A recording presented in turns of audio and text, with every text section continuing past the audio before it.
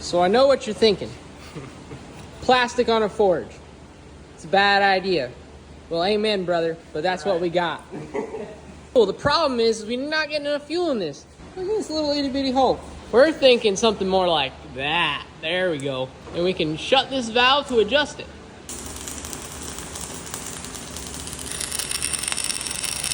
All right, so hyperfan through pipe, through metal, through here, didn't work so hot.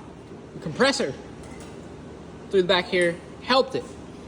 However, still having fuel problems. Maybe it's this plastic.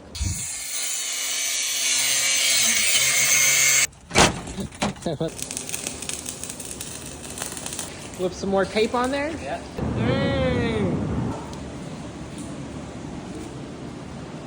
She's hot.